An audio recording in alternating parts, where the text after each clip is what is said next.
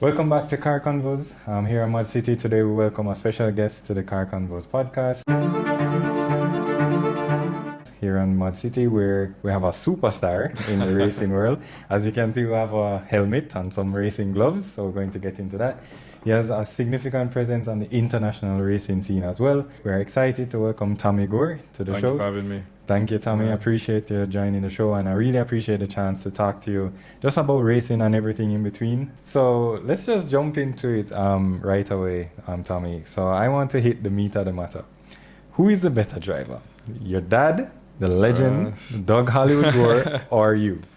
Honestly, the more complete driver, I think, is my dad. Okay. Just because he has more experience in general, he has more experience on the dirt, that kind of stuff. Okay. He's always been fast. Even the other day we were at Dover. Yes, I was there. I saw it. Yeah, I jumped in his car actually for a test session the day before. Oh, and cool. it was my first time in the car. He's had the car for like 3-4 years. Right. And I was like 2-3 tenths slower than him, but I was driving the car, right? And I was really hard. Yeah, I mean, I wasn't putting it around or anything. Right. And that's the Audi, right? The Audi. The Beast, they call it. The Beast. Yeah, yes. Okay. And I was just about 3 tenths slow. So he is quick. He's still right there. Yeah. Okay. So I think, I don't know, pound for pound on circuit, I'm fast. And I think he'll admit that as well. Okay. But I've yet to prove myself on dirt or any other proper genre, you know? Okay. Nice. Well, that's cool, because I saw you guys racing the other day at Dover, our local track, and it was intense to see, like, father and son going at it with some other drivers in the mix. But it was cool to see, though. So we'll get into some of the racing career details with Germany in a second. But I just wanted to know the major difference you found with racing the Audi R8 versus the Porsche that you're in now. Honestly, it's down to the setup of the car. The team. The cars are very similar in terms of how it is set up, right? It's a rear-wheel drive car with a mid-engine. Right. The Audi's a bit heavier, maybe like 100 kg heavier, which is like 200 pounds. Yeah. It's not like a completely different car, right? You're not going front-wheel drive to rear-wheel drive. You're not, You're not going from like a Radical, which is like a prototype car, to a saloon car, right? So it's not, the car isn't completely different, but the team, I think the team that we're on, I mean, they made the world of a difference, We went from a team that's basically running at a lower level than Jamaica, in my opinion. Really? Of a top Jamaican team. Was that the Audi team? It was the Audi team. R8 team. Okay. Yeah. And they were running, honestly, at a lower level than what we run our cars here in Jamaica.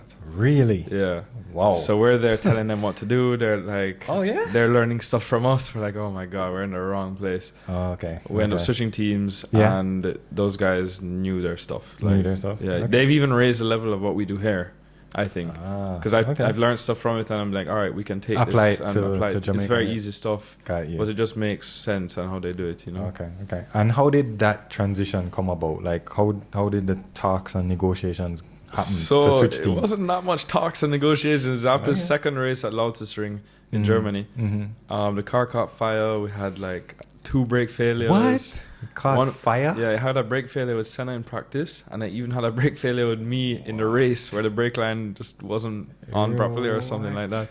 Oh, wow. And I went into the first corner, pressed the brakes, and nothing, and I just had to go straight on. Luckily, I didn't hit any walls or anybody, but man, that was frightening. I can imagine. Yeah, and after that, we come in the pits, and I'm like, Dad calls me, and he's like, "We're leaving. Like, pack up your stuff." Really? Yeah, because he wasn't even there. Like everything still going on? No, like this is immediately after the race. Like he knows that the race is finished. Right. And I have like 2 missed calls already, because I'm just picking up my phone in the pits, right? Right. And I get on the phone, he's like, pack up, I'm sorry, like it's done, like we're not embarrassing ourselves here anymore. Wow. And I end up walking around to teams. Yeah. And I go up to this guy who's taking on the tent of their team. Mm-hmm. I'm like, hey, like, do you know who the team owner is? Like, I'd love to speak to him. Right. He's like, well, I'm the team owner. I mean, you can speak to me. All right. Yeah, cool. and ended up speaking to him. He said, all right, you can come back. Nice. Come around, look at the place, what they have set up. Yeah. Send me an email, and we just started talking from there and signed a contract. It was very spur of the moment. It was crazy. Crazy to be honest with you. That's crazy. So the car caught fire with who? You or Senna? With me. With you? Yeah. In a practice or a race? Or it was practice. Second practice. So brakes failed in the first practice. Okay. Car caught fire in the second practice. So when it caught fire, I think I have a video of it. I'm not sure. I need to look if I can find it. You need to send me that so we can drop it in. And I'm driving. and you see me go through a turn, and then you just see the whole back of the car just in flames. And I like, you just see me like look in the rearview mirror and then keep driving. Yeah, yeah. And it goes again in flames. I look in the rearview mirror, like the fire extinguisher button.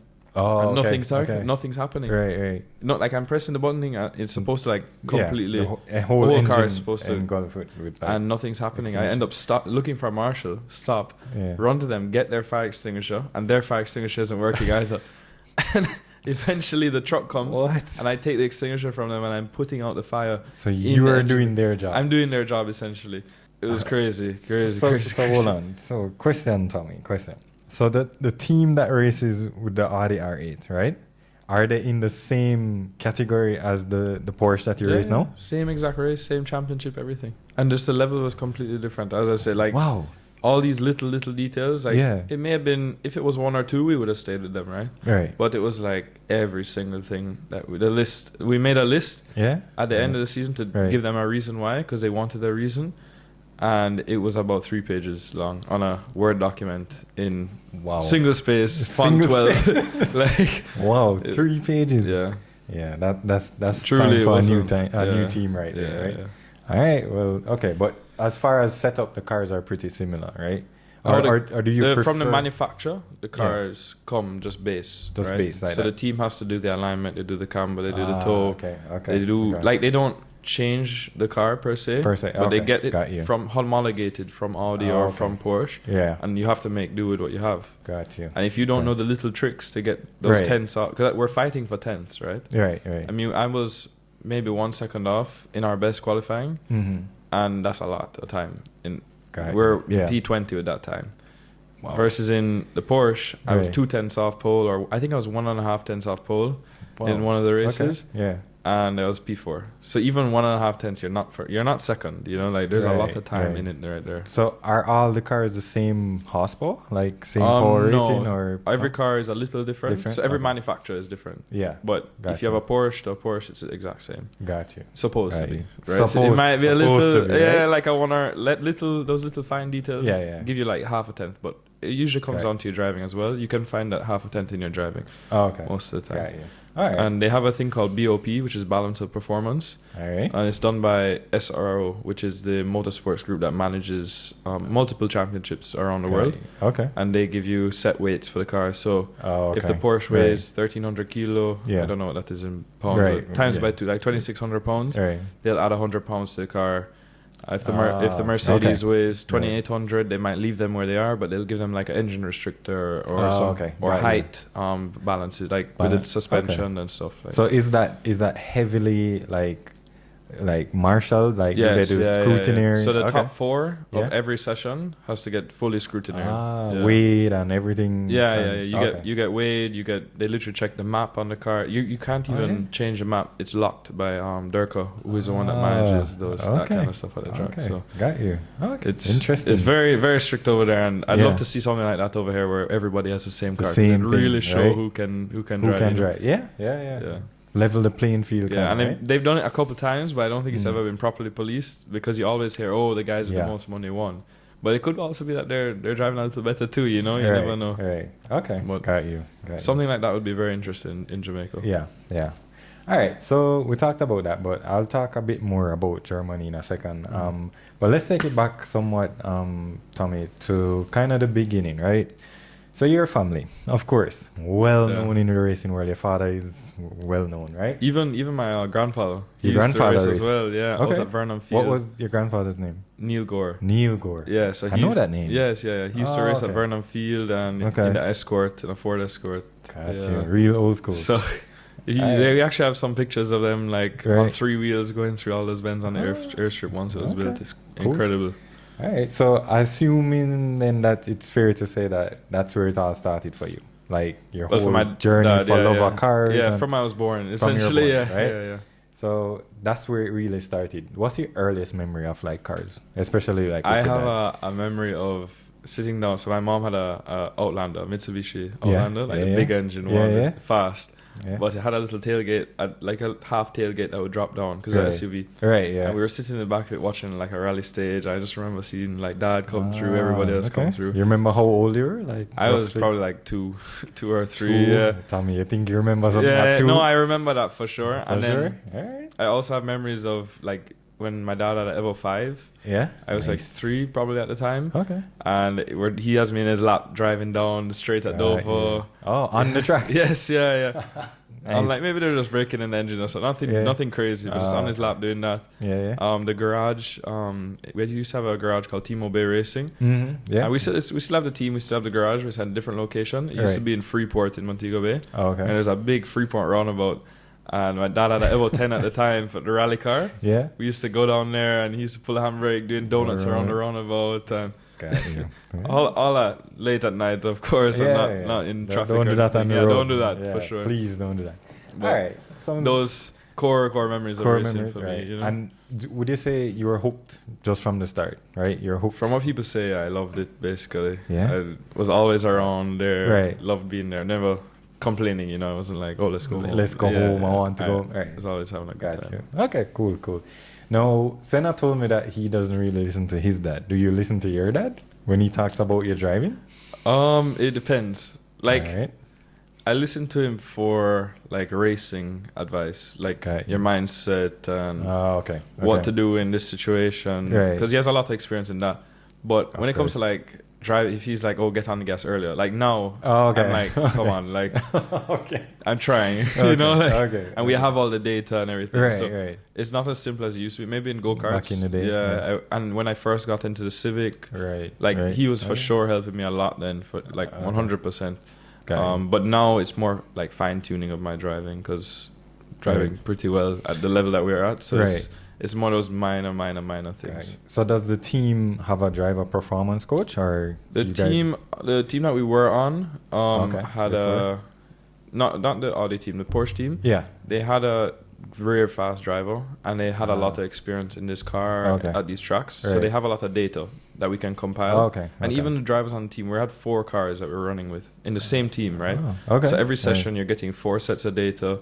You can find where, maybe Senna was fast in this corner or you're fast in that corner. Yourself. Yeah, so that's essentially what you're doing. You're looking at everybody's data in the same condition, the same track. And you're seeing where you can piece it all together and get the fastest package out there. Sounds good. Like F1 kind of thing.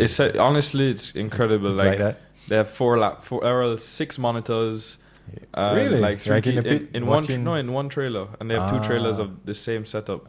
Just going, and you have all your data right there. They're even trying live data at one of the races. Really? It's honestly next level. Nothing out here is like, well, I felt like I was a little slow.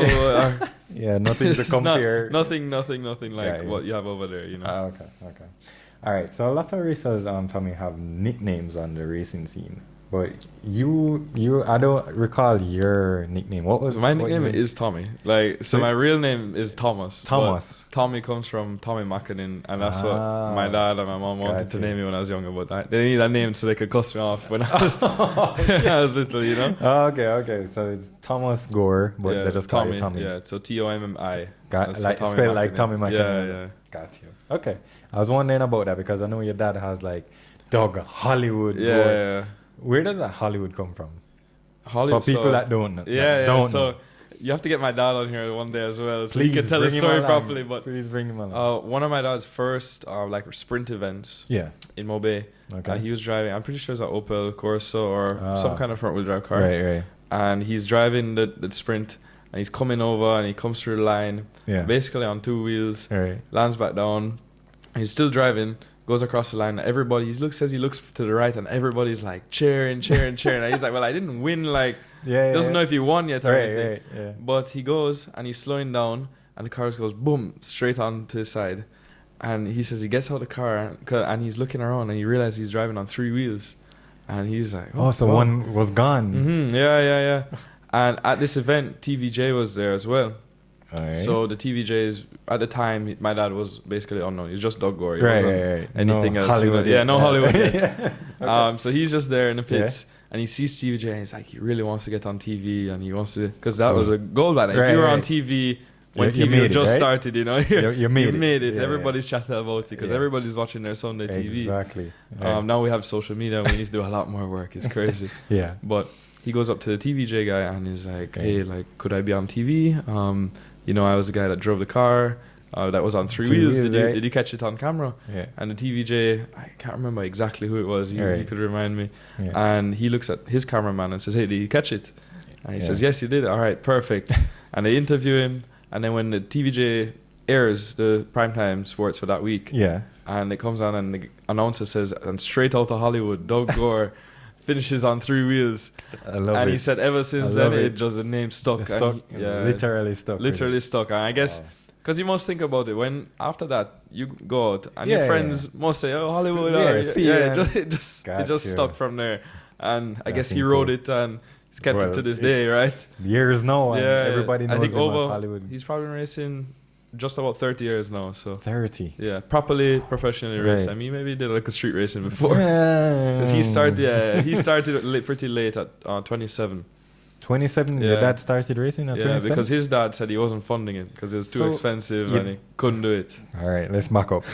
Your dad, so your grandfather raced. Yes. Your father didn't start racing until he was 27? He watched my grandpa racing growing up. He used to go literally in the roll cage to Vernon Field from Mobay or from Kingston and sit in the roll cage and go to these races with him. So your dad didn't do go-karting? Go-karting wasn't big back then, you know. I mean... But he didn't start in that? No, at all. What? Straight into... He had an Opel Corsa. That's crazy. That's raw talent there, you know. Yeah, because starting at 27, 27 and right now, you're like an old man. Yeah, right now you're... Like, if you start at 20... If you start after 15... You're done. Yeah, you're done in your career. You're... Wow. So, that's incredible. So, I mean, karting was a thing back then. I know Uncle David and them used to race. But not... Like, I started karting when I was 5. Yeah.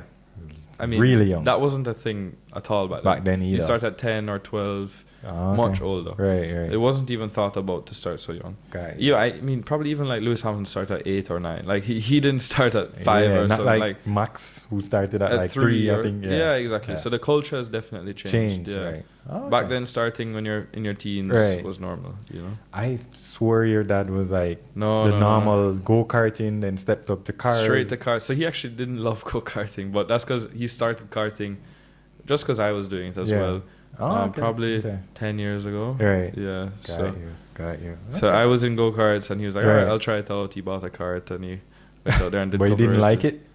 It was too hard on him, you know, like on your body. It's so physical. That age. and like he'd race and do Super Rotax, which is a bracket class that they have at Palisados. Right. And he just kept getting battered and people would hit him off just because also like everybody knows who he is. Hollywood know, right? He didn't help himself. He had a bright orange cart. And easy target. Yeah, I mean, like I know Teach took him off one time. That really pissed him off. Teach is Christopher McFarlane. Teach, Joshua Sergani took him off one time. Senna took him off. Senna.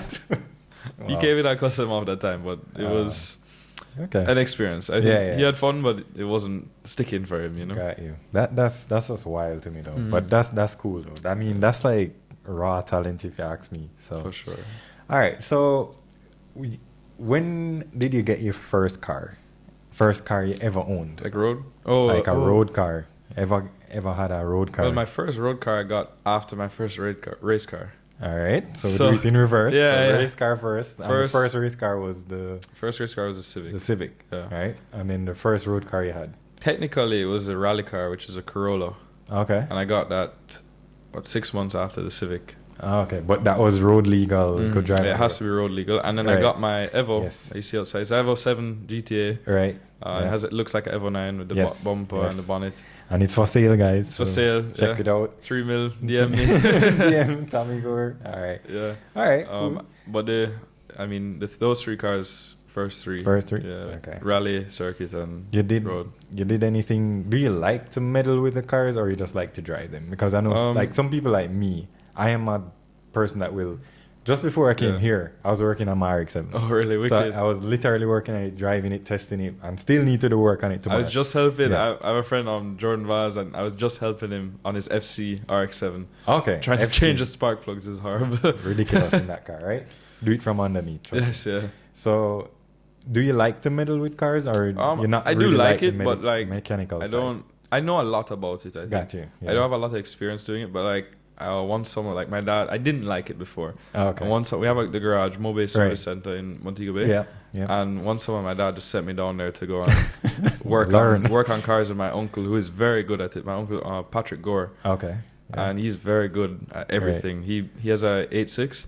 Okay. And he built it from the ground up, basically. And it's super, super, super clean. Got you. But I was changing CV joint, I was doing all this kind of stuff. Okay. So I think I know majority of the parts. Yeah. Especially on like my cars. Yeah. I learned a lot about them. I mean, with the Porsche, a lot less because it's so much more complex, right? Yeah. But the Evo, the Civic, the Corolla, I could tell you any part that's on the car, right? So do you go out and like work on it yourself, or you rather somebody work on it? That's more as in, I don't really trust myself that much, you know, but okay. I'll do the simple stuff, you know, right? But I'm very particular about some stuff like my tire pressure, that kind of stuff that I'll do myself on my road car, on the rally car. Yeah. But working on it, changing parts, I leave that to the pros, you know. Not like installing a turbo kit. And I have a cousin, my cousin, he's not a Gore. But John Meany, and he's like loves that kind of stuff, and he's super good. Yeah, he's like handyman, does everything. Yeah. And if I ever need something and I can't do it, I just call him. You know that he rebuilt my quad. I have a Suzuki 400 LTZ. Quad. Yeah, LTZ. We had one of those too. Yeah, it's cool. And he like took. I was like, yo, it's not starting. I don't know why. Yeah. We changed the gas, did everything, right. And I leave him with it for like half an hour. I come back, the carb is off, the whole side, the gas tank is off. I'm like, oh, okay. Yeah. And then we put it back together, and it starts. And I was like, good to go, right? Yeah, those tend to have carb problems because when I had one, my brother and I shared it because we have a farm, so we ride it on the farm. But we sold it, and then I stepped up to a 700, a Raptor 700R. That was a different level, but it was fun though. So. All right, cool. So, other than racing, though, Tommy, would you say you have any other interests outside of racing? Yeah, I mean, I think I'm pretty. This is something that my mom pushed a lot when I was younger, right? Okay. She didn't know if I'd stick to the racing, and she wanted me to be a little more balanced. Right. Okay. When I was younger, like really young, like 5 to 10, or to 10, 12. Yeah. I'd play football at school or football factory, that kind of stuff. And like I like football for sure. And that's soccer. Soccer, yeah. For anybody from America. Football is the right name for it though. You play with your foot, and it's a ball. 95% of the time. Football is one. Yeah. They used to do skeet shooting a lot. I was really good at skeet shooting. I could win my class. Okay, cool. This is very fun for sure. I used to do a lot throughout high school. I picked up golf for like a year or two. I tried golf. It's so hard. It's boring. Well, if you play with people that are your friends with, I enjoy it. But it's more like not proper golf, you know.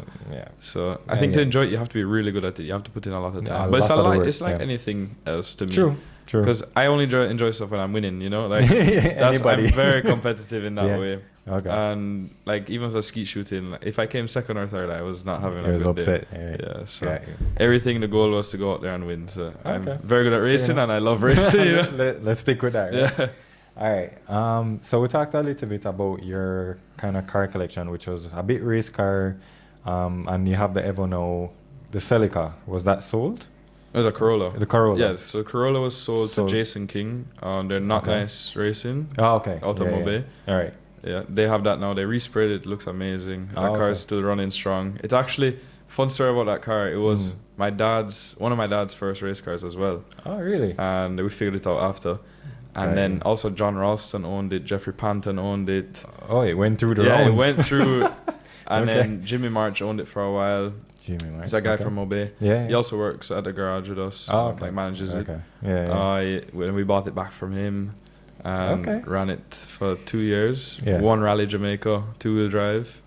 Won a couple sprints in it. Yeah. I beat Dad in that. So Yeah. I'm better than him in 2-wheel drive, I think, for sure. Okay. But I can't take the full gungo from the dirt from it because he was really, really quick in the 4-wheel drive on there. 4-wheel drive. Okay. Mm-hmm. All right. Cool. So we sold that. Yeah. The Civic is for sale now.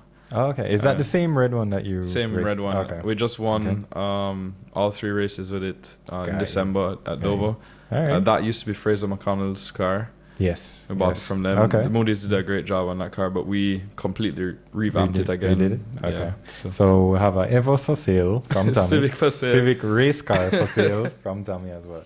So my question though, Tommy, why cars though? Like, why not boats, planes? Why cars? I don't know. I think it's what you grow up around. Like, I have some friends that even ask me the same question. Like, they love boats, or even yesterday was Maiden Key party, right? Yeah. There's a whole lot of boats out there, and I went with a friend, right? And he literally asked me yesterday, he was like, why do you keep racing? Like, you spend so much money. I was like, bro, this boat costs more than the season. More than the whole season. Right. Like, and to maintain it. Yeah, and to run it, maintain it. Right. And so it's what you love, you know. I think I didn't grow up around boats. I mean, I did grow up around the sea, right? And I love the ocean, the beach, that kind of stuff. I do like boats, but I can't say, I'm going to go buy this boat, or I'm working towards buying. I love on it. Yeah, exactly. I love cars, and that's my thing, you know. Fair enough. Yeah, I agree. I think it's a kind of a product of what your experience is from what you grew up around. And so my dad was into cars as well. He has like an old Porsche 911, a Lotus Cortina, that kind of stuff. And I grew up around him working,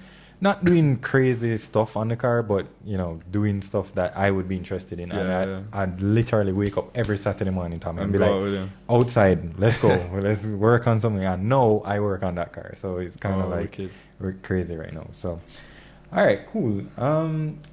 Let's talk a little bit about electric cars, Tommy. Are you a fan of electric cars? Not really, to be honest. Not really? Yeah. Okay, I don't see... So the whole push to them is the environmental aspect, right? Yes. But to make them... I'll make a point after you finish. Go ahead. You're destroying the environment. The lithium batteries, right? And then as well, if you implemented electric cars, say gasoline finished tomorrow, right? Done, right. If everybody got an electric car, the power grid can't manage. Correct. That's true. How do they get the power for the power grid? From... The plant, the same plant that is running on what? Diesel fuel, right? Coal, whatever it might be. Right. So I agree. I'm not a fan. Yes, they are getting better. Yeah, I think hybrids are very good. Like, I think hybrid technology is incredible. Yeah, for sure. Because I was in my friend's Toyota RAV4 the other day, and it's a hybrid.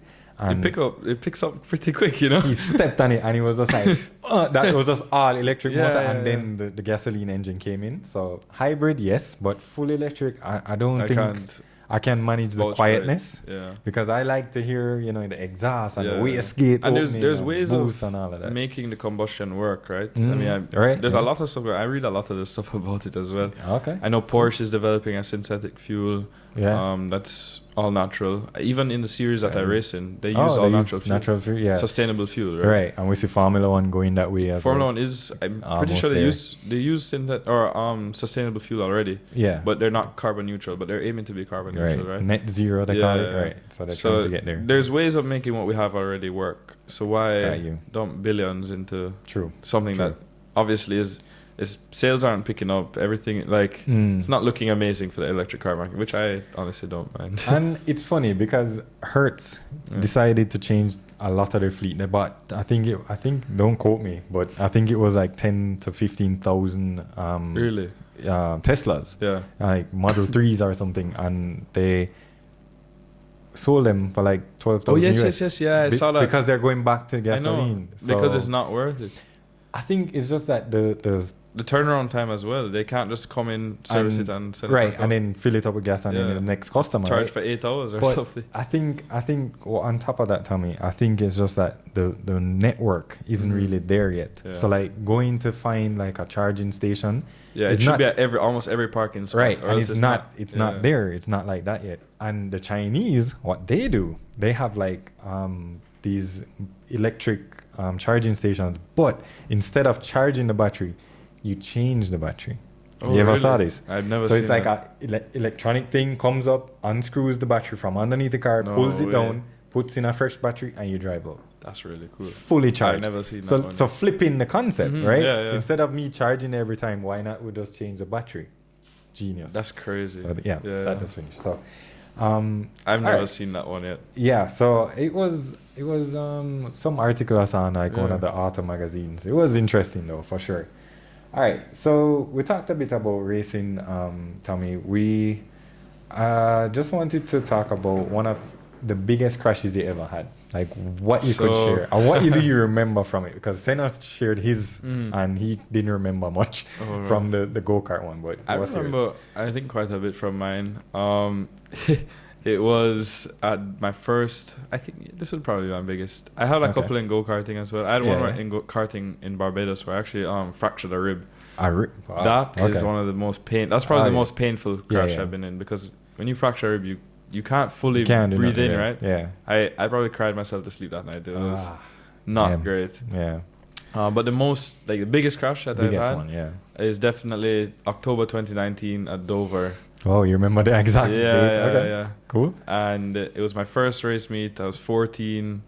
Really? People were like, "Oh, you shouldn't be racing," rather like saying that kind of stuff. I got approved to race everything because I'd done a test session. They had the coach at the time come out, approve me, or you have to be approved by somebody to go from Super Street to IP. Oh, okay. But I didn't do IP, so they just had the same guy approve me because I had 10 years of karting experience. Oh, okay. Got you. At the time. Yeah. But I did I'd qualified.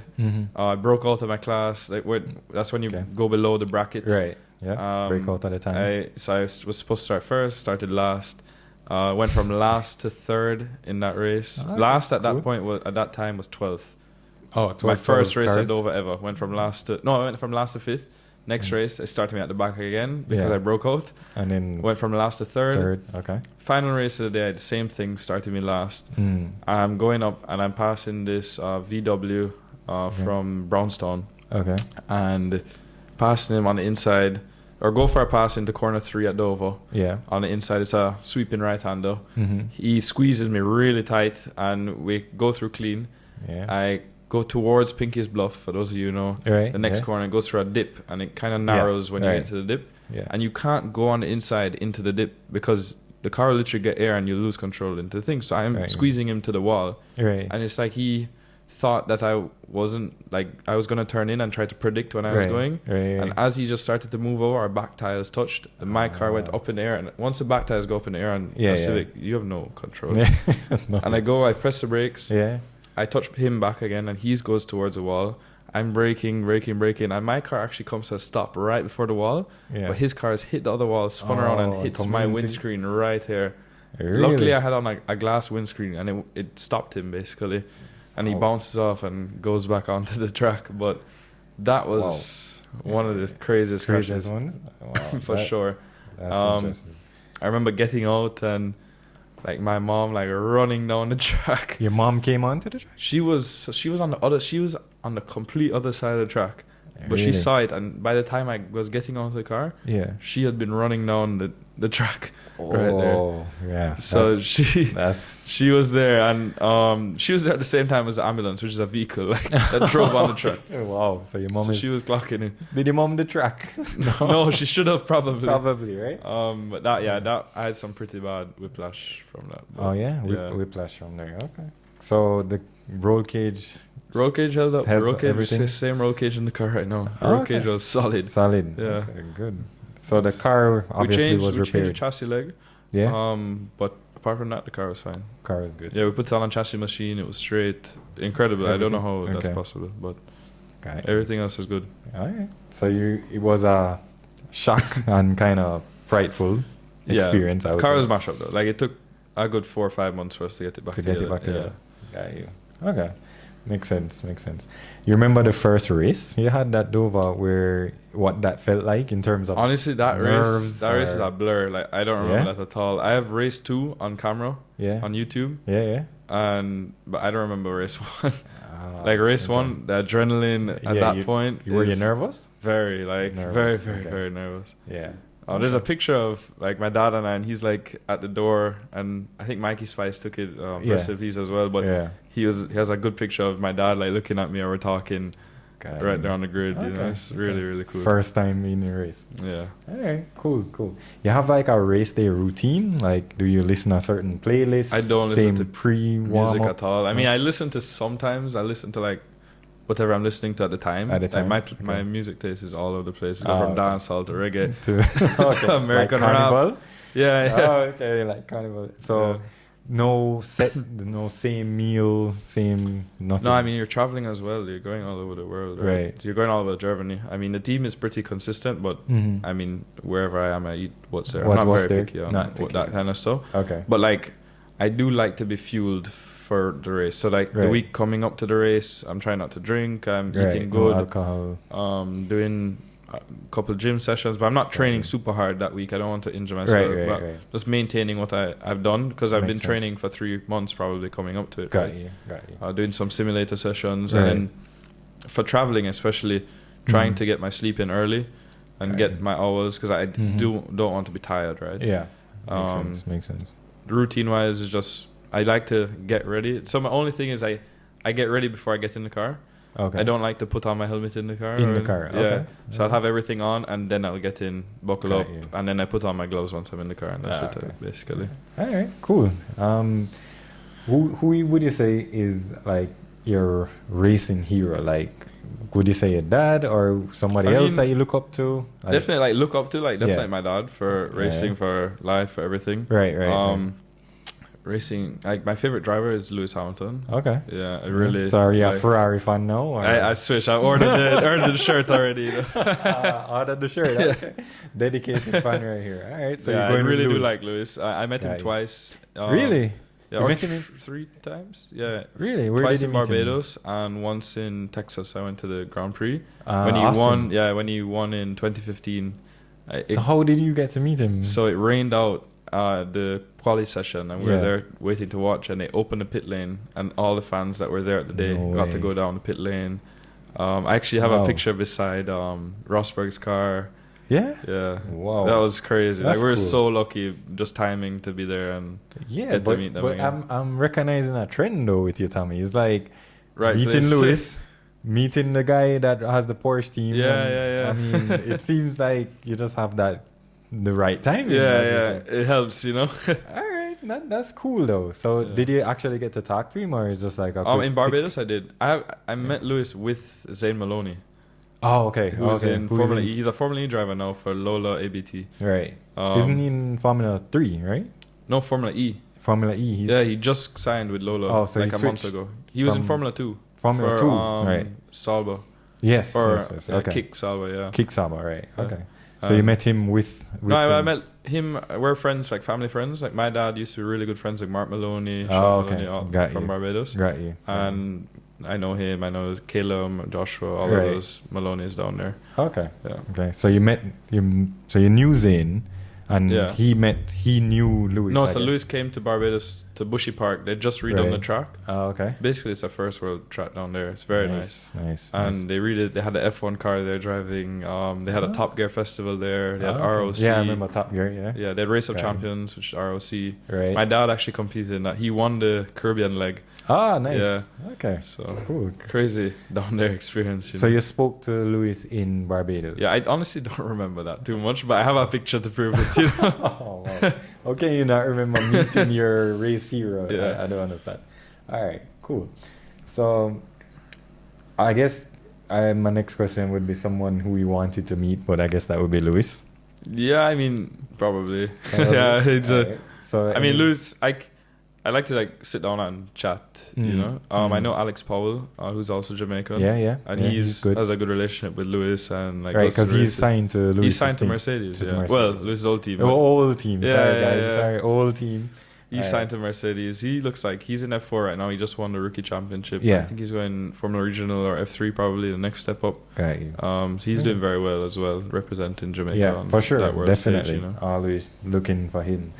All right. So your involvement now it's the ADAC GT4 Championship, right? Okay. So that's in Germany. And the current team is with the Porsche. What's the team's name? So it was WNS Motorsport last year. Okay. We're speaking to both WNS and another team for next year. So we're not sure. Not sure yet? Yeah. All right. What is it like being like Senna's teammate? Like, what is that like? You guys seem to be very gel really well. Yeah, I together. think we gel really well together. Yeah. Really close with him. Obviously, we grew up together. Got you. Racing. Right. I literally going over to his house after race meets. Okay. Like we were friends before all of this, you know. Yeah. So I know him very well. I know how he is. I know like it's good being a teammate and knowing exactly what the other guy is, how he is. You know, you're not having to figure him out halfway through the year. Oh, okay. So we get there and I'm chatting to him like, yo, just do this, like let's focus or something like that, just to get each other in the zone. And we're both from Jamaica. We both grew up in the same culture. Got you. So both our first time over there. Like nobody's higher than the either one. We're very equal in that manner. Got you. And we get along really well. I think it's the same with our dads. I think they also got along really well. Even though they were teammates actually at motor sales at one point. Really? When they were rallying. Yeah. Oh, okay. Rally. And that team was run by Chris Issa at the time. Yeah. So they were teammates at that point, but not sharing the same car, right? They're competing against each other. Senna and I are working together, Oh, okay. So explain to me now, for those who don't understand how it works, like, is it that you have to do a certain amount of laps and then Senna does a certain amount of laps? It's an hour-long race. Okay. And essentially you switch, they have a pit window at 25 to 35 minutes. Okay. And you do half the race and you swap drivers. Oh, okay. Yeah. And so you come in to the pits. Yeah. Click pit limiter once you get there. Right. Come down pit road, stop, and you have to you loosen your belts, take off your belts, jump out. The other guy jumps in and click them together. And to the end of the pit lane, all in a minute and a half. A minute and a half. So you have probably 45 seconds to strap the other guy in, to get out and strap in. Wow. So it took a lot of practice. I mean, the first 2 race meets, we were stressing. Like I come into pits, my heart started beating on my chest. Going towards the end of the year, like we're comfortable, we did it fast. Even for that race when we got the podium. Oh, okay. Congrats on that. Yeah, so when I jumped out the car and I'm like looking at Senna, I was like, yo, like I said, yo, and he's like, yo, move. I'm looking at the clock on the thing. I'm like, no, we have time. Like the car feels good. Like press, go out there, you can do it. So it's kind of like you guys are in cool runnings. Start off rough and then got better. Right. Every race we got better. Yeah. So Practice makes perfect, right? Man. All right. Which track over there would you say is your favorite, Tommy? I was really fast at Red Bull Ring in Austria. Red Bull Ring, okay. Yeah, that's the same one as the Formula 1. Same exact. So I was really fast there. I was actually at like 2 purple sectors in quali and got blocked on the second to last corner. So I coulda, shoulda, coulda, but I still got 4th. Okay. It was a good second row. Yeah. Same in Hockenheim. I really like that track. Okay. Nürburgring was nice as well. Senna was a little faster there. But that was also the first time in the car. So I'm not sure, but that track, being at the Nürburgring was incredible. Like that's another dream, like somewhere that never thought I'd be, you know. Oh yeah, that's a bucket list for me. Trust me. Driving, and I drove the Nordschleife in a Porsche GT4, like a road car. So it was so sweet. That was one of the like craziest. Cool. Like full race helmet stuff or no road car. Right. So I just had no on helmet, no nothing. No, had on gloves and shoes and that's it. Go out there. Okay. Yeah. I definitely would want to do that because that's something that I would, probably have to rent a car, obviously. No, we rented a car as well. You rented a car, right. So rent one of those cars. It's not crazy expensive. Okay, good. I think it was like €200, but for like 4 laps. Or 4 laps. Okay. Yeah. But you're with somebody? You're with an instructor. Okay. But it's a 7-minute lap. So you're driving for a lap. You're good. You're getting your money's worth out of it, you know? Yeah. I mean, maybe like if you're doing the whole day, then you rent a car from somebody. Right. That's the day. And it's a lot cheaper, right? Yeah. But doing it like that is incredible. Yeah. So I actually went on Homestead track in Miami. Oh, that's wicked. I've raced at Homestead as well. Not the road course, just the karting track. The karting track, right. But I went on the course where you could rent like, GT3s and Ferraris and stuff like that. So I rented a GT3 and paid to do that and run that. Wicked, the 992, the newest one. And it was, there's the newer one now, but that was like the best. I know. The best. Those cars are incredible. I like hearing a car scream to 9,000 RPM is just a different vibe. Incredible. Different vibe. And I mean, you have the RX-7 too. That must be. Oh yeah, so that screams, but that screams to 7.5. Yeah. Right? Oh, you don't take it up. It redlines at 7.5. Really? Yeah. So I mean, I push it a little bit past that, but not all the time. Well, it's stock. It's stock. Mostly stock. Yeah. Internals, but not the turbo is upgraded. Okay. Stuff, right? I know, like Peter Ray. Yeah. His own rev to like 10. Oh yeah. So his own race car. Race car is different. Yeah. So for me though, that was like an experience. Like I remember the guy was telling me that we have faster cars behind us, so if they're coming up, let them pass. Yeah. Tommy, I was like, hell no. Nobody's passing me, right? It's a flat out. I was flat 9,000 shift, and it was paddle shifts too, so it was like shift. Oh, that's wicked. And then when we get into the pit, he's like, well, I guess nobody's coming to pass you. I was like, nobody's going to pass me because I'm on track. I wish it was the same at the Nürburgring, but the Nordschleife, you know, but that track is so long, first time on it. But even then, like the coach or the guy that owns the car, really, the instructor, and he was giving me some tips, and I think like 2 or 3 cars passed, but it was a full track day. Okay. And the cars that passed were proper souped up quick. You know. Like the ring taxi, do you know what that is? It's a GT3 RS. And that flashed us. And when I looked down, I looked up, gone. Like that guy was full moving, tilt on the limit, you know. But if you know the track, you know the track, and you're 10, 20, 30 seconds faster. Yeah. For sure. And it's such a long track, so it takes time to for me to memorize that, I need like a day, 2 hours, 2 days, you know, to even get a hang of it. Not even be on the limit per se. Right.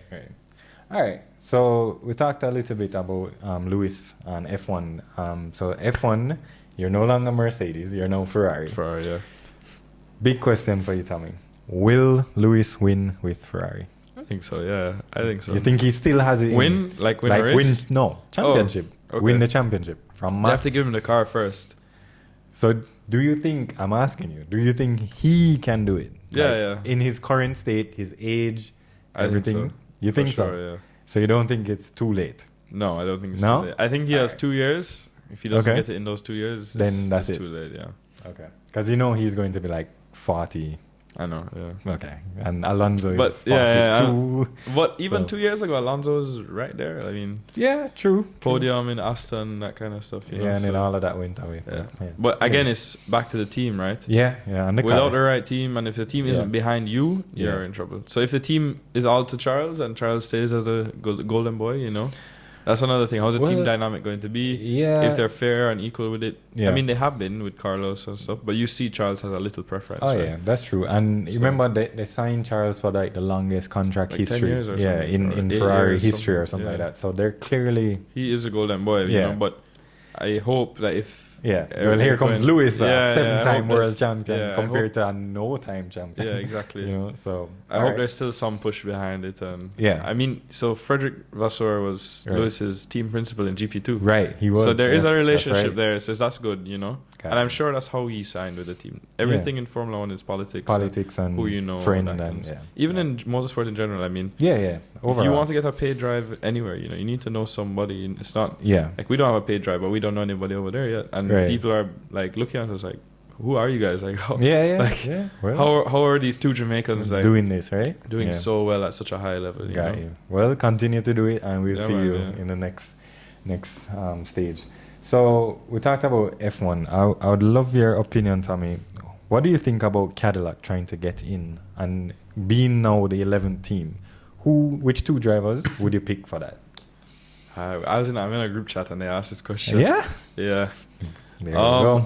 I don't know. It depends. Like, when you look at it, picking 2 drivers out of... There's so many that's... So much talent out there. I know. There's nobody that's like stand out. You're the best, you know? Right. Like, nobody wiped the F2 grid this year.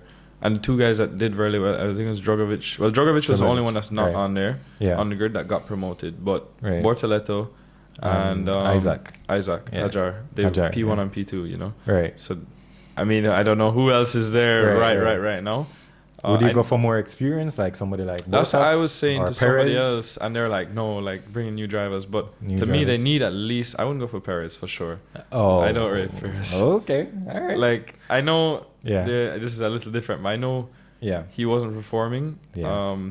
Maybe because the team and the car is suited to Max, but there's definitely a level of, if it's the same setup, your driver is a driver. You know, you need to be at your he's being paid millions to drive these cars, right? Millions. So at that level, you need to adjust. Yeah. I mean, it's the same thing in the Audi. The Audi wasn't good, right? But I was still going out there and driving it to the max. I don't think anybody could have jumped in that car and gone a second faster than us. You know, maybe half a second. They know the track, whatever. Right. But at that level where you're being paid millions, you're supposed to be the best in the world. And if you're maybe half a second, that's fine. But if you're a second or even making these kind of mistakes is not... You can't be dropping out of like, you know, Q. Yeah, so when you got and those dropped things. out. I wasn't surprised. Nobody surprise. was. Nobody's surprised at that point, but I thought it was happening way sooner, you know? Yeah. But I know his pull with Mexican fans, with sponsors. Again, it's all politics. Yeah. Carlos Slim.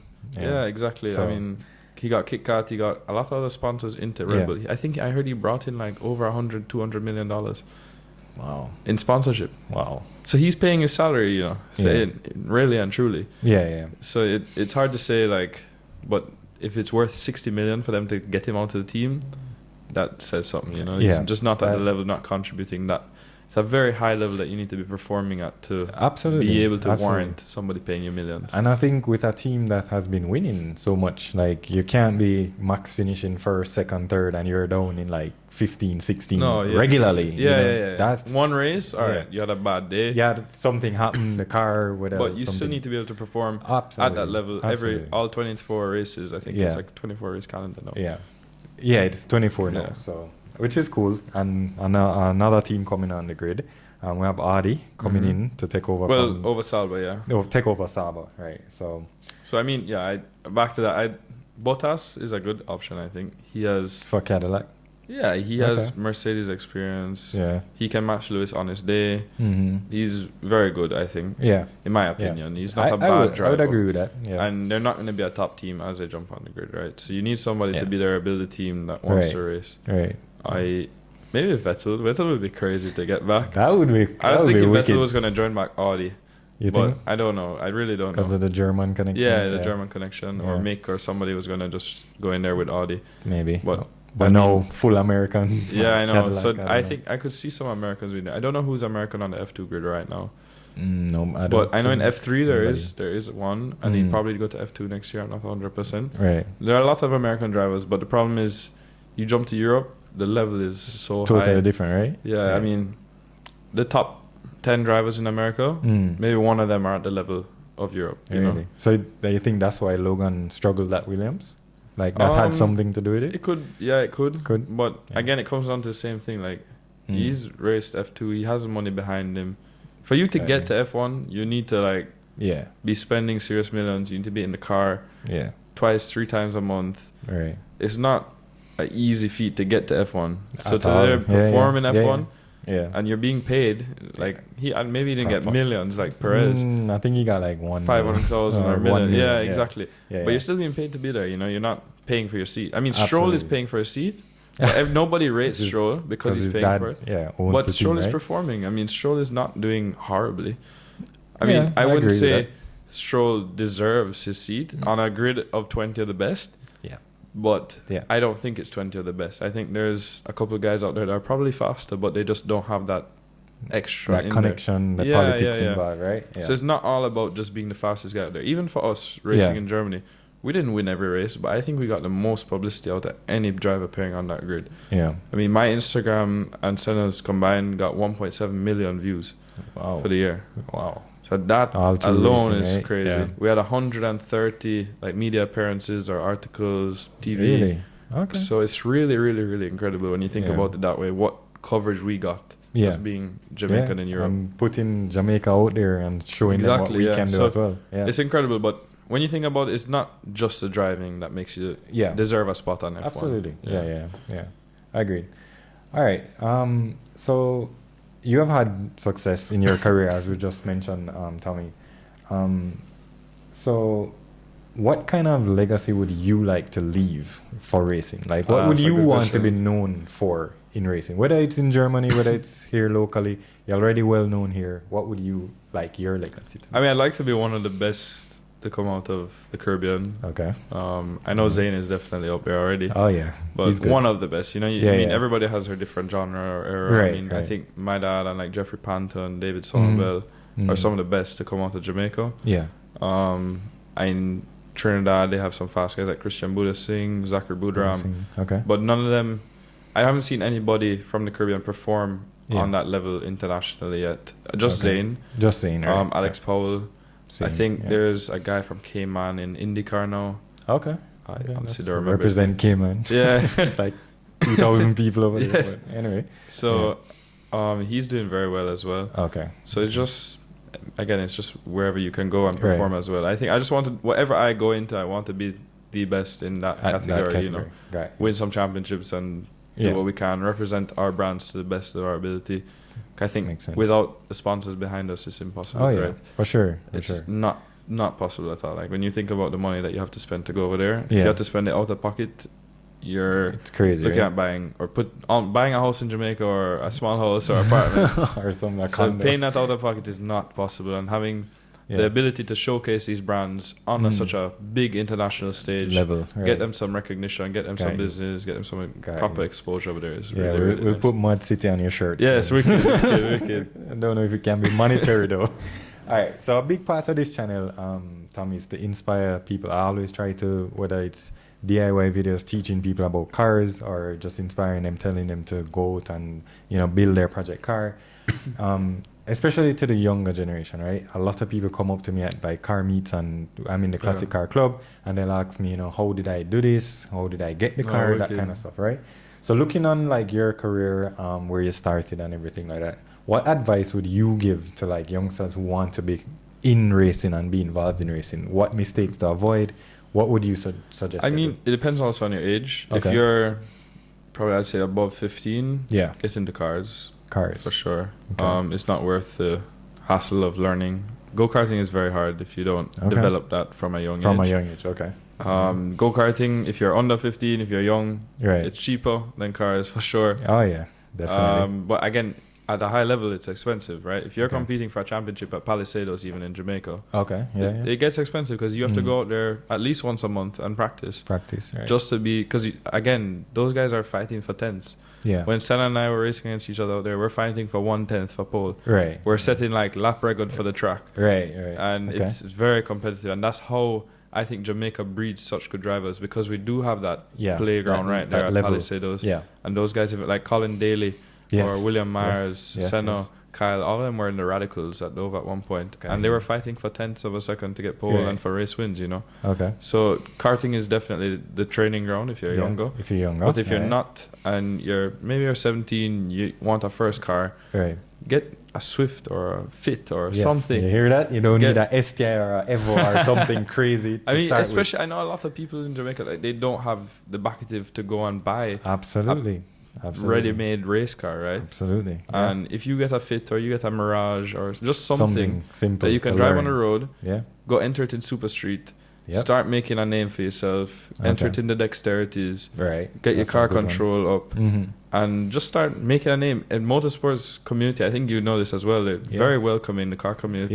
You meet a lot of really good people that become maybe your best friends, or like Senna and I, or you can do business with them, which is a lot of what my dad has done as well, building his business off of motor racing. I mean, we have a garage and we have the mobile freight services, and we bring in stuff to Jamaica. Okay. And it's stuff like that. You meet all these people and you make these connections. And I think it's more than just driving the car, you know. It's a community around it. So it's networking. Yeah, you can look at it as more than just that. Okay. But in general, getting involved, do Super Street at Dover. Okay. Win the championship. I mean, you're not driving to the limit of the car, right? 90% of the time. Okay. But because there's a pretty slow bracket on it, and they have no passing zones. It's pretty safe once you follow all what they have. Hear that, appearance? It's pretty safe. Pretty safe, yeah. All right. I've never gotten injured, just in the karting. But in a car, I've never gotten injured from a crash or anything. Even that, I mean, I had a whiplash, but that's about it. I went to a chiropractor like for 2 months. And that was fine. My neck is fine right now. All right. But get into Super Street, build your name. You're not going to get sponsors out the door unless it's family and friends. So go to your family, go to your friends. Hey, can I get a 10 grand? Can I get 5 grand? Even whatever it is, just to fill up the car, buy a set of tires, you know. Something, right? And you can build your name off of that. Yeah. Win your championship. Okay, you want to put in a cage into the car. Again, go back to those same people. Can I get 20? Can I get 10? Add them up, put their stuff on the car, do whatever you can just to show them that you're going to represent their brand or them. Or approach even businesses. Fraser had one of his uncles, he put Uncle Sal on the car, on a rally car. Really? Because he helped fund his thing going overseas, right? A lot of money, but just put them as recognition, and in the vlogs and stuff, or Instagram, you'd be posting, thank you, uncle, and all that kind of stuff. So appreciating what people give you, but also asking. Worst they can say is no, you know. Yeah. And you don't be afraid of no, for sure. Exactly. Yeah. You build it up like that, and you go through the ranks, and maybe somebody sees you and wants to sponsor a corporate brand, and then you can move into modified production, that kind of stuff. Yeah. So it's a lot of work to build up yourself, but absolutely. if you're fast, even at that point, I mean, motorsports in the Caribbean isn't huge right now, but back in the day, I mean, they were sending the Jamaica team to Barbados for almost free, right, to go and race. Yeah. So you have to be involved, and you have to be willing to help build the sport as well, and build your career. So if you don't have the commitment, it's not worth it, right? Okay. So have to have that drive to get and it's there, a lot of work. I mean, of course, yeah. I mean, at those levels, it's not terrible, right? Like it's your side thing, but right now racing is like a full job for us, you know, like, so you're working 2 jobs, you're up doing sponsorship proposals, you're meeting with sponsors every week, meeting with teams, figuring out how to get faster, that kind of stuff. Yeah. So it's a lot of work at the high level. It's like a second job, basically. Absolutely. But for you to get involved, I think it's one of the easiest sports just to jump in and do it. I mean, not the most affordable, right? Yeah. But if you love it, you love it, and you'll find a way to get the money. You love what you love, right? Yeah, exactly. So, and I can definitely relate to that, because like even YouTube is like almost like a second job to me, because I'll be here editing, and, doing videos like this, filming cars, building the shows and stuff like that. It's not an easy. It takes commitment. Yeah. So guys, subscribe. Yeah, but if you want to perform at the highest level, I think in anything, right? Yeah, definitely. You're gonna spend a lot of money, spend a lot of time. Absolutely. You think those track and field guys run for free? Like when Bolt was winning Olympic medals, he was training every single day, you know, and he was paying people a lot of money to keep him conditioned and keep his diet in check, keep everything. He was spending probably more than us to race cars in Europe, you know. It's crazy. Yeah. But then by being so good and having that commitment, you get the money back, you know. Yeah. So you get what you put into it, for sure. Absolutely. So what's one of the biggest surprises in your racing career that you think happened? Like, what would you say? The biggest, maybe, I mean, I was confident going into it. Okay. But so last year, 2023, this is the next thing again. You're going to say it again. I met somebody, right? But this guy is in the right place. You have to be there. Yeah, you have to just show up. Yeah, showing up is the biggest thing, right? Absolutely. I don't think it's luck. I think it's showing up. Right. I saw a video on it as well. Showing up is the first step to anything. Everything. I agree. But last year I raced the Radical Cup Caribbean in Barbados. Okay. Look, unfortunately, it didn't continue. Yeah. But I did a test in Barbados. I had the second fastest lap on the track ever. And the guy that we flew down from England to set up the car and train me a little bit, because we didn't really know how fast I'd be there. Like I'd never been in a rear-wheel drive car, never been in an aero car, and they were like concerned, like, oh, is he going to crash the car or whatever? And I went out, and first day did the second fastest lap at Bushy Park behind Zane. I think it was like 3/10. And the guy was like, oh, you're fast. Like, that's crazy. Like, they were asking, like, what should I do differently? It's like, you're pretty good. You're right there. Okay. And did the first race. I think I was second behind Christian Budasing in the championship. Like, just a few points right there. I'd actually gotten hit out in like the second race by him, but we won't. Okay, no problem. But it was a good start to the year. We ended up going to Trinidad for round 2, and the Trinidadians wouldn't let the cars come off the wharf, and we were pissed. Really? Yeah. They held them in customs? They held them in customs. Why? No clue. Still don't know to this day. All right. Still haven't got back the money for the freight. Yeah. All right. So, still haven't so that killed the championship, basically. Cars back in Barbados now.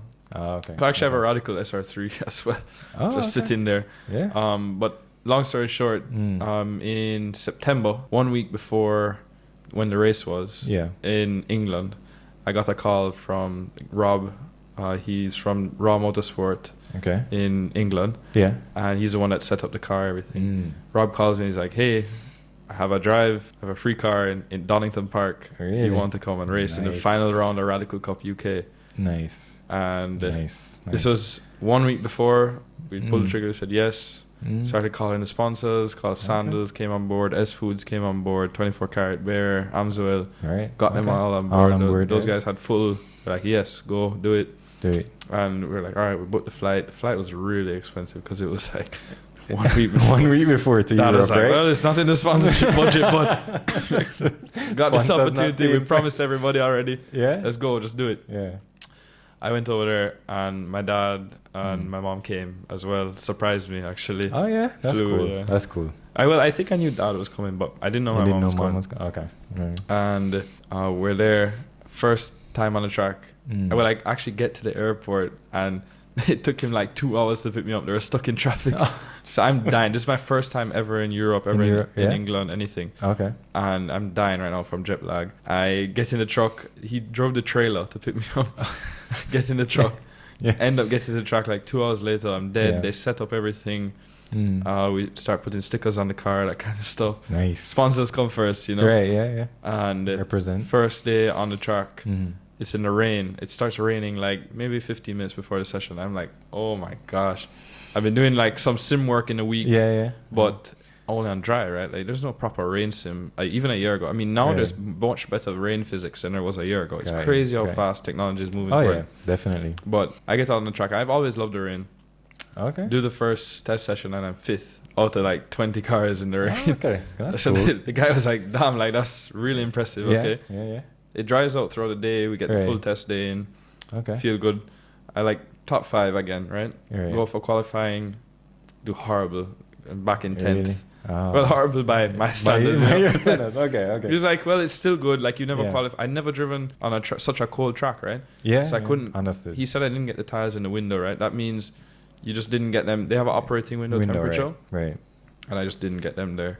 Okay. And I don't know. It's in completely different. I mean, the first time I drove on slicks, it was in 80, 90 degrees in Barbados. Oh, okay. So that was much different, right? In England, when literally, cold. This is September, yeah. It's probably 10 degrees. Or not, well, in Fahrenheit, it's like 40, 50 degrees, right? So I'm freezing as well.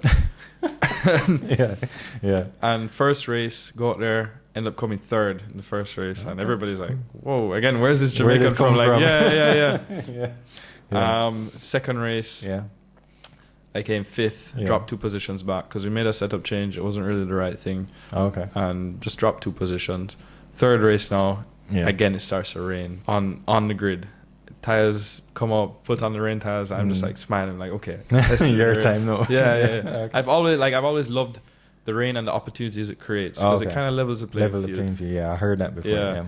And go out there, end up moving up to 3rd or 2nd in the first lap, right behind the guy. And the safety car comes up, and you have to, on the 3rd race of the day, you actually have to make a mandatory pit stop. Okay. And you don't have to change anything. You just come in, stop for a set amount of time, and go back out. Okay. But it's just a rule that they have in the Radical Cup. It's kind of like a handicap rule because the guys that win the race in the race meet before, the previous round, like in round 5, if you won, you get a 5-second penalty in the pits. Just for the 3rd race. Right? Okay. And I come in, the guy that was leading didn't have a penalty, but his teammate, I was in 3rd. So his teammate, and then me. Right. His teammate tries to back me up. All right. Coming to the pits, slow me down. Yeah. So I know, and we're in the pits already, and the timer starts as you cross the pit line. So I know that we're like a little backed up. Yeah. So when I get it, I'm like, hey, help me up. Let me out early. Yeah. And they let me out literally 1 second before, and I get in front of the other guy that was racing against. Nice. And I was right on the money basically with the timing. Yeah. Get out of the pits, and I'm in first. I start doing fast lap. Nice. Put like a 10-second gap, Yeah. and eventually he starts to catch me back up as the track starts to dry out. But realistically, I was just managing the gap. I wasn't freaking out trying to drive super hard because he wasn't right behind me, and it was winning. That was the peak of 2023, you know. Best. Okay. And that just opened doors for everything after, because the media from that as well in Europe. Yeah. Teams were messaging me like, hey, would you like to drive for us next year? I was like, wow. Okay. Really? Okay. What the hell is happening? What, Instagram or they find my Instagram, message me. Instagram? Crazy. Yeah.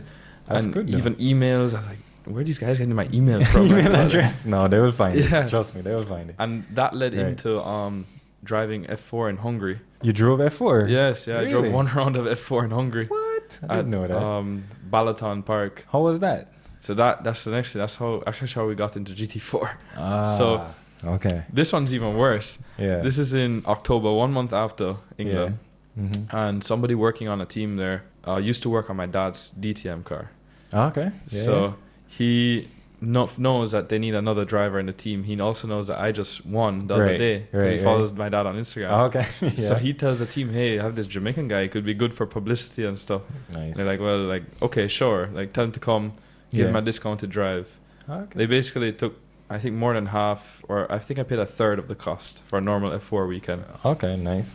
He said, all right, call back the sponsors. And this time I got the call on Wednesday. Yeah. I had to be in Hungary on Thursday.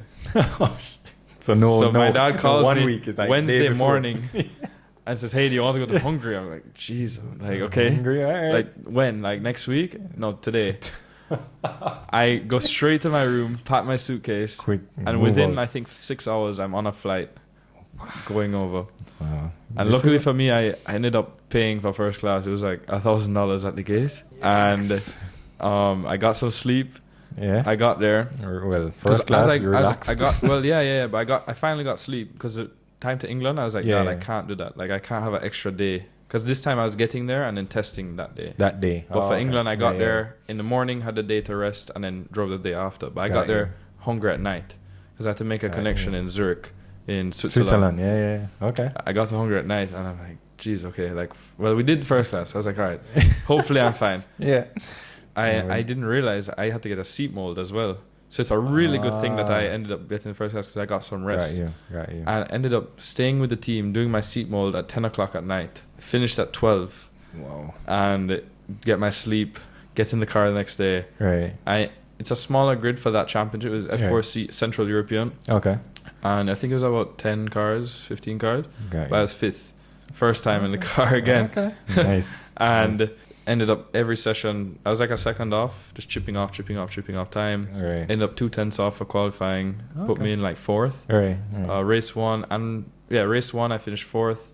Race 2, I got a call and Dad was like, yeah, if you get fourth, you can fly back first class. If you get third, you can fly back first class. I was like, bribery this. Yeah, like, what is happening? Yeah. And I was like, well, okay, like if I get it, I get it. Oh well. All right. But I was winning the rookie class, so there was like 6 rookies in the thing, and I was winning every rookie race. Wow. So it was going really well. Yeah. And I go out, and the guy in third ends up stalling right on the line. I jump into third, but the championship leader is in fifth. Yeah. And he's right behind me the whole race, right there battling with me, and I end up holding him off the whole way to the line, get the third place. Fly back first class. Yeah.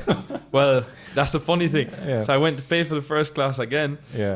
And they're like, no, sorry, no seats. I was like, oh my gosh. After all that work, you know? All right. But I can't complain about it. No, I had a much better weekend getting the third place. Ended up fourth for the last race. But that, again, one of the teams that I was racing against and beating their drivers, they called me or they WhatsApped me was like, hey, like, would you like to run GT4? Oh, that's how it all started. Yeah, and it was like, got you. All right, like, well, let's talk and see. And they laid it out for us. It was like with the Audi, everything. Right. We're like, well, it's pretty cheap, like relatively. Relatively, yeah. And yeah, let's do it. And I called Senna, like, hey, like, this opportunity coming up. Do you want to like do a Jamaica team? And he's like, yeah, let's do it. And sounds good. That was incredible. How just a chain of events. Oh yeah. If I didn't go to Barbados in February 2023, probably wouldn't work. Would not have happened. Yeah.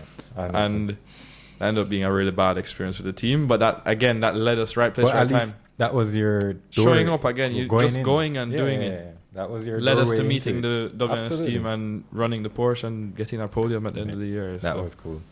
All right, so we talked about your racing. We talked about F1, Tommy. You also run YouTube channel. So can you just tell us what's that about? Where people can find you? So our YouTube is Gore and Somerville Racing. Okay, it will be in the description. Yeah, go ahead. And we basically do vlogs. Okay. And racing kind of stuff. We have an in-car camera that we put our racing clips through. Yeah.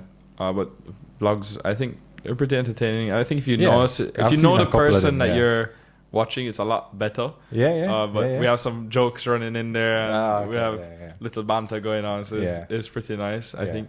And people seem to enjoy it. A lot of people, I've been really surprised, really thankful for the support, because a lot of people are watching it and actually coming up to me in Jamaica like, yo, I love the vlogs, like, congrats on what you're doing over there. Crazy. So it's really impressive how far a reach you can get. Oh yeah. Even with, we have 1,500 subscribers. Yeah. But we had a video blow up. We had like 30,000, 40,000 views on that. Nice. And the rest of the year was pretty consistent, around 5,000, 3,000 views. Each view. Okay. And we ended up at, I think, 50 or 60,000 on the channel in just a year. So next year we really want to get some proper editing done. Yeah. And plan out the vlogs a little better, make it just up upscale the experience, I think, for the viewers, and hopefully generate something off of the YouTube. We finally got monetized at the end of the year. Oh, lovely. So I'd love to generate something off of it and help buy back. I have a DJI Osmo 3. Good. So it's really, cool. Really good camera, shooting in 4K, everything. Yeah.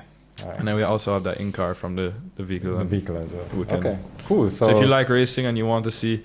We clip it. We don't worry. It's not 2 hours long like this podcast. We clip it up. Videos are about 20 minutes, 30 if we're on the podium like last time. But it's really, I think, interesting if you want an insight into motorsport. Definitely. So go check them out.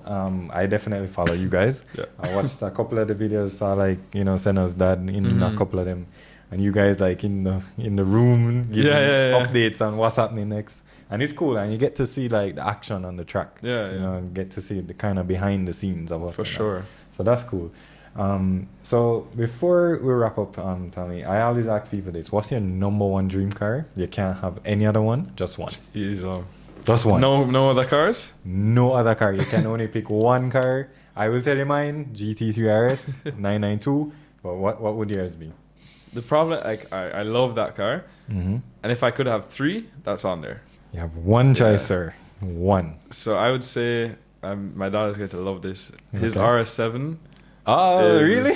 Probably. That's what you'd pick? Because honestly, it's a sportback, right? Yeah. It's the most practical car. We fit 5 people. And it's fast. It has 800 horsepower. Jesus. Yeah. And it goes around Dover. Probably one of the fastest cars road cars around Dover. There was a video of you saw the video of the GT500? I think so, yeah. Okay. We synced it up with Dad's car. Yeah. Dad clatters him like 5 seconds. Wow. And that's crazy. His car moves like spinning in second gear, third. It's incredible. Really? Yeah. I love my Evo outside as well. No. Like Evo 10. Pick one. Evo 10 is probably what I will get next. And I think that's good balance between practical and nice raw. Having an Evo 10, since I have one, it's like it's very practical, but it's nice to drive. But yeah, maybe it will be up for sale one day, so check it out. Yes, maybe. So, all right, so we're going to wrap here, Tommy. But before we go, any shout outs, people you want to shout out and share your Instagram with everybody? Yeah, so my Instagram is Tommi Gore, TOMMIGORE _ Yeah, there's an underscore at the end. Underscore. If you just do Tommi Gore, it's my old Instagram that I got locked out of years ago. Oh, so you can't get back. I wish it wasn't private, but it's private, and I still had like 1,000 followers at the time. It was pretty impressive for somebody in just in go-karts, you know. Okay. But don't forget the underscore. Yeah. All right. And then for sure, thank you to all our sponsors this year: Esotel, Q8 Oils, Sandals Resorts, the Jamaica Tourist Board, Sherwin-Williams, Burrito Investments. Ship everything with mobile freight services. That's right. And buy your safety gear from Bell Safety for sure. There's that too. Those are the 2 most important ones, right? Yeah. But thank you to everybody for the support this year. I mean, without the media, even you guys doing ModzCity and have the podcast, everything is great for us. Gives us some more mileage. Definitely. And it's amazing to the media who has been covering us this whole year. It's really Definitely. Great. All right. Well, thank you so much, Tommy. I really appreciate just taking the time. I know we've been here for a while. Need to come back soon once we get that win or something, you know? Yeah, once you guys, I would love to get like you and probably your dad or... No, for sure. Senna and his dad, or you guys all together. Yeah, we need to arrange it. Podcast would be good. So, all right. So, thanks again, Tommy. I appreciate it. This episode of Car Convos, this is season 2. So we're starting it off big with Tommy. Be sure to go and follow Tommy and his racing journey. Him and Senna, they're out there. Check out their Instagram at Tommi Gore. Don't forget the underscore. And also check out their YouTube channel as well. Go follow that. And definitely check out Senna as well, his teammate, Senna Somerville. And they will be representing on the track for their families, for the sponsors, for their country. Yeah. Definitely shouting out to Jamaica. You guys doing your thing for Jamaica. Man. So definitely check them out. All the links will be in the description below. Be sure to tune into our ModzCity channel next time. And definitely subscribe so you don't miss any episodes. And until next time, drive safe.